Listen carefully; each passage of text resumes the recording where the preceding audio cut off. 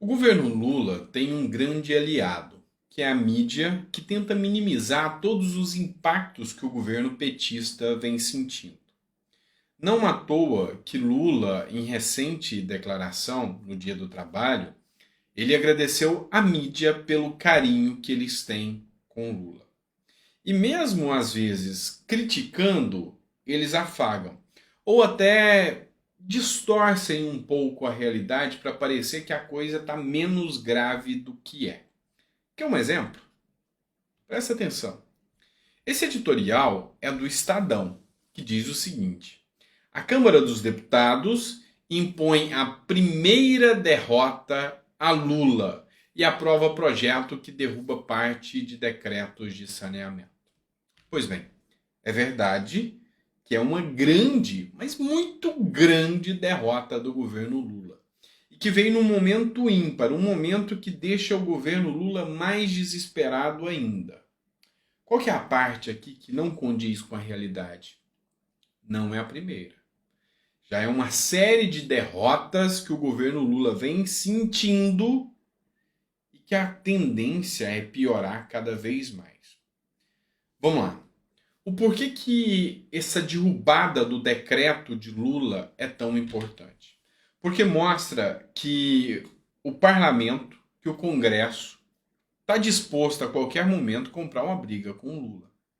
E esses decretos que foram impostos do governo Lula, que eram um retrocesso gigantesco, caíram por massacre. A palavra é essa. Um verdadeiro massacre de votação. Foi detonado, ou seja, quase que por unanimidade mostrou que Lula não tem força de diálogo e de negociação. Quando um processo, um decreto do presidente cai, é uma prova de que esse presidente é fraco, é ineficiente, é incompetente para dialogar com o Congresso. E assim, cada vez mais, ninguém quer dialogar com um governo fadado a fracasso. É simples assim. Então não adianta mensalão, não adianta oferecer muito dinheiro para um lado e para o outro, que ele não está conseguindo. E quando eu digo que isso aqui não é a primeira derrota, eu falo para vocês. Tentou segurar a CPI de 8 de janeiro. Conseguiu? Não. Tentou segurar a CPI do MST. Conseguiu? Não. Tentou aprovar a PL das fake news. Maior invertida contra a liberdade de expressão e a favor de atos ditatoriais que o nosso país já viu.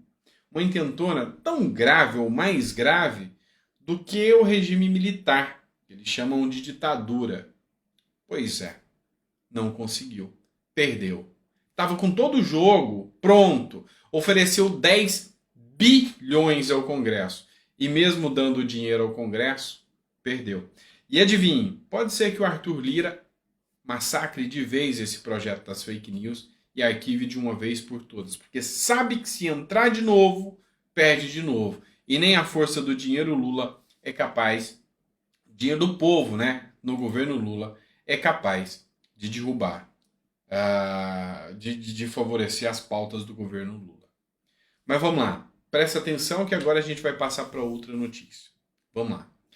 No STF, essa notícia é da Globo, tá? No STF, Aras defende que perdão da pena concedido a Daniel Silveira por Bolsonaro é constitucional.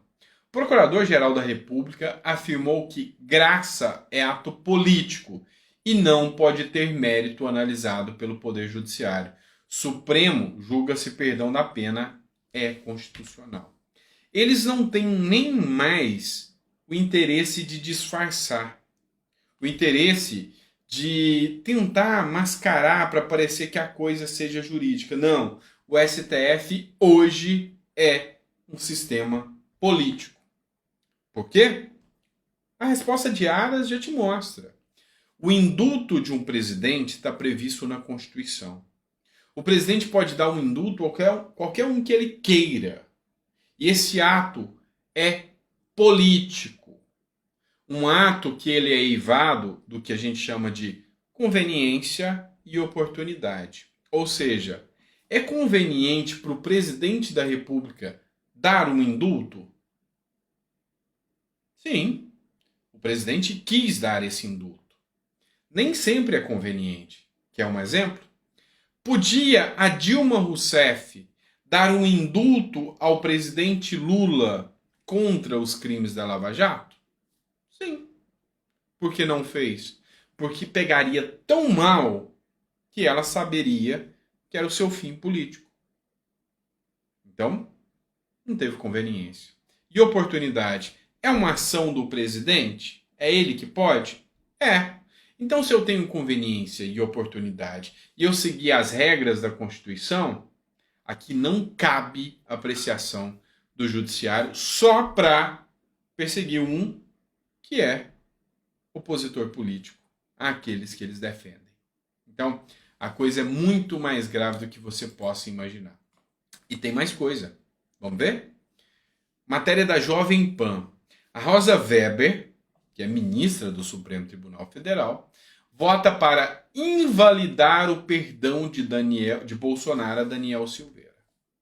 Ou seja, não bastasse a incompetência do STF para julgar tal caso, não é o papel do STF, eles ainda vão invalidar o indulto de Bolsonaro a Daniel Silveira. Não tenha dúvida que vai ser, se não for por unanimidade, é porque o Nunes Marques e o André Mendonça podem não votar a favor. Mas o resto vai votar.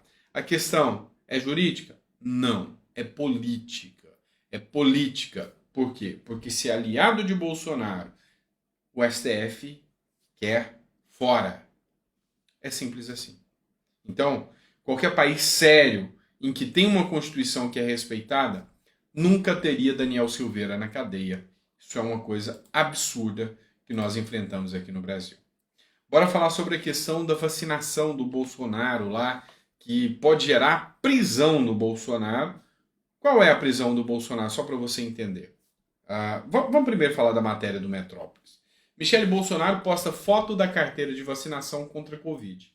A primeira-dama, Michele Bolsonaro, usou as redes sociais na noite de quarta-feira para publicar imagens no dia em que se vacinou contra a Covid nos Estados Unidos pela manhã. Ela ressaltou em sua casa apenas que havia sido vacinada, ou seja, somente ela tinha sido vacinada.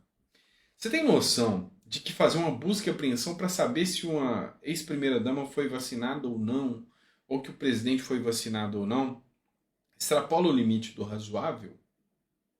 Com toda certeza. Qual que é a acusação sobre Bolsonaro? Bolsonaro sempre anunciou que nunca foi vacinado. Sempre anunciou. Aí, num certo momento, foi inserido um dado de que Bolsonaro tinha sido vacinado lá no sistema de saúde. Nos 2 dias, foram inseridos que Bolsonaro tomou primeira e segunda dose. Depois, uma semana depois, que a Laurinha, filha do Bolsonaro, também tomou a primeira dose, um outro tempo depois que ela tomou a segunda dose. Depois esses dados foram apagados. O crime de Bolsonaro: ter tido o seu cartão inserido, essas informações inseridas e retiradas posteriormente do sistema. Tem-se provas que foi o Bolsonaro? Não, não tem. Tem uma conversa de WhatsApp. Ok. Mas o devido processo legal é que tem que apurar se aconteceu ou não. E se Bolsonaro realmente o fez, qual a vantagem econômica, financeira? Qual a vantagem que ele teve com isso? Para ser perseguido? Pois é. Então, assim, a gente vê que realmente hoje a coisa é um tanto quanto complicada. Sabe por quê? Porque a pessoa que supostamente vacinou o Bolsonaro e foi inserido os dados da aplicadora lá, ela deu um recadinho. Já apliquei bastante vacina, mas no Bolsonaro, não. Diz técnica de enfermagem que teve seu nome usado no suposto esquema do Bolsonaro. Pois é. Quem eles dizem que vacinou Bolsonaro fala: não, eu nunca vacinei Bolsonaro. Por que o meu nome está lá? Tudo isso é muito estranho, né? O nosso Brasil é uma república de bananas mesmo. E, literalmente, é o que eu posso falar sobre o nosso país. Então, assim, Tem gente que fala que esse ato do Bolsonaro é um escândalo tão grave quanto o mensalão. Quanto o escândalo dos fundos de pensão dos Correios, que foram bilhões de reais. Do Petrolão, quem sabe? Gente, nosso país não é sério. Ponto. Eu encerro o vídeo aqui.